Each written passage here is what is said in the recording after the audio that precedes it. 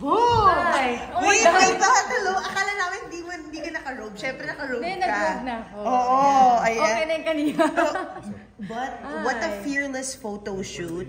Yes, of course. I mean, if you guys see the previous campaigns for PETA, it's really something that's I guess, what is the word? Palaban. It's always like that. I mean, we have to take a stand, so it has to be something that's fearless. Can we talk about the concept? Kasi Mother Earth painted. Yes. Kay Mother, kay President Nadine. Diba? Were you collaborative on this aspect, or was it presented to you? How was it? How was it developed? We actually did 3 shoots today. So the first one that we did, we'll reveal it in around Q3 or tama ba? Q3 or Q4. So this one is particularly from PETA, Team PETA, and they suggested nga to do a body paint because we wanted to do something that na medyo general yung messaging for this one specifically. The message being? Go vegan, Pilipinas. We have been talking about this parang 5 years more or less. How many years have you been vegan? I've been vegan na since August 2022. So mag 3 years na. Mag 3 years, ayan. Pero yun talaga, commitment, lifestyle change. Yes. Even in the businesses that you do, they're all connected 100%. to being, meat-free. Yes. I think it has to be that way. Kasi those are my values, and it's hard to kind of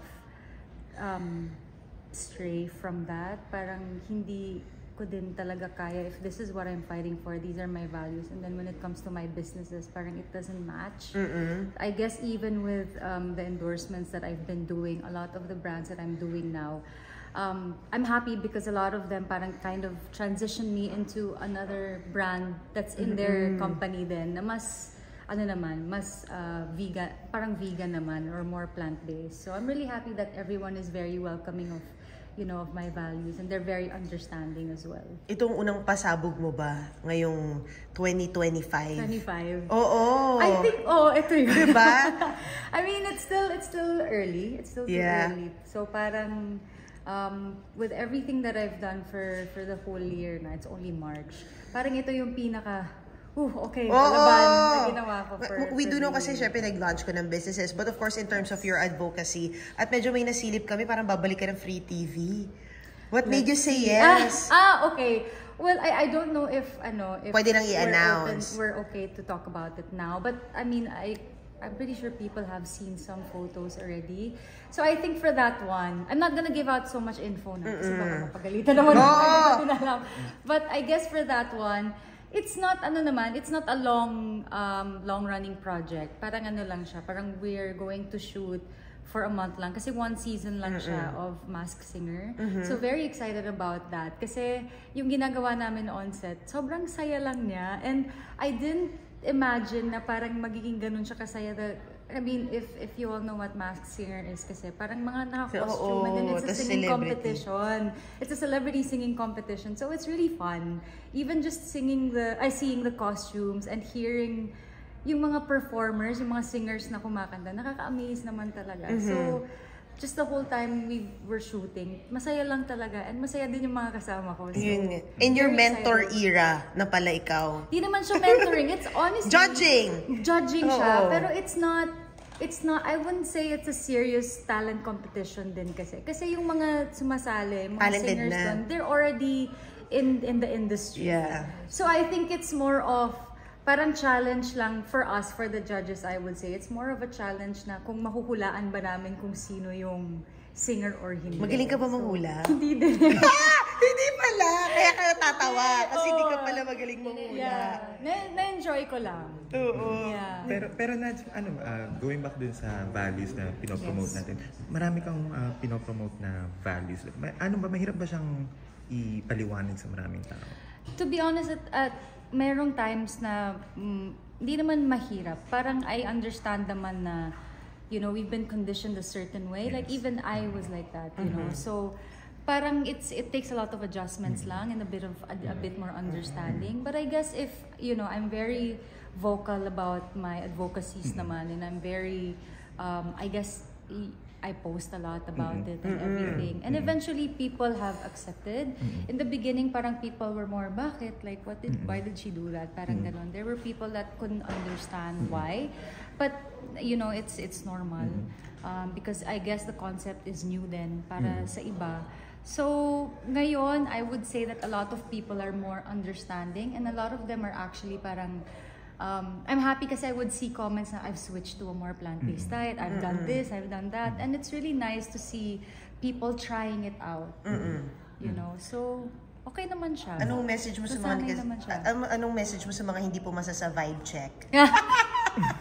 No, I mean, I guess for you know, if people kasi want to try out a more plant-based lifestyle, it's really not overnight. Just because every time people ask me, parang they think na I do it overnight. It's really it's really a process. Parang mine was, I think I went pescatarian first and then eventually vegetarian and then went full vegan na. And it's really not overnight and you really have to give yourself the time and patience to adjust. But when you do kasi, it's just the most amazing thing. Your connection with animals is different.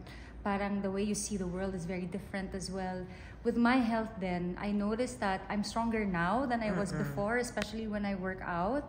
Parang I could last longer with sets. I don't get tired when I do cardio. Hindi ako napapagod din. Which is really, really surprising to me because a lot of people would and this is something that us vegans we would always get na parang people would say na we're weak, you know, we don't get all of the nutrients, the vitamins that we need, nahihilo, all of that stuff. That's really not true. And I would 100% say that ever since I went vegan, I'm just much healthier and much stronger. Pero Nads, may mga beliefs tayo na hindi naiintindihan ng maraming tao. Yes. Paano ka nag-react doon? I guess it's sa akin kasi it's understandable because what I said earlier, it's kind of been conditioned na eh. Kahit naman ako, I had different beliefs growing up. So, ano siya, parang nandun na siya, conditioned na tayo to think a certain way. But then I also do believe that as humans, we evolve, you know, and with all of the, I guess with all of the beliefs that we have and, you know, when it comes to like culture, there are other, I guess, alternatives or new ways for us to enjoy these cultural, I guess, you know, with food, also, I guess with entertainment and all of that stuff. There are ways for us to do things now, especially now, with sobrang, diba, everything has evolved and changed na, and there's so many more options. There are ways for us to enjoy these things without harming others. Kahit na napakatapang din ng mga comments sa'yo, naapektuhan ka pa ba? No. Or hindi, or Ako lalo pa ba? kang, So oo, used to lalo that kang, yun nga, or already, lalo kang, oo nga, nire-post mo pa eh, lalo kang, nagiging feisty to, you know, to bring out what you stand for. I think because if we're fighting for something, we have to fight for it all the way. You know, we can't really do a half.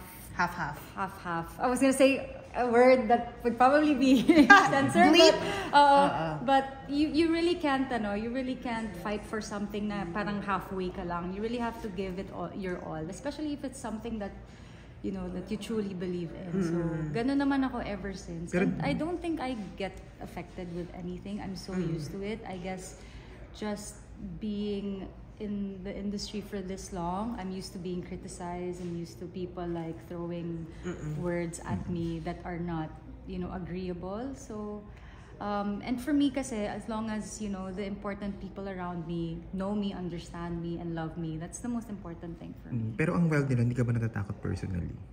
Not really. No naman. Yeah. Matakot daw sila kay Nadine. Yes! I love it. Thank you. Thank you.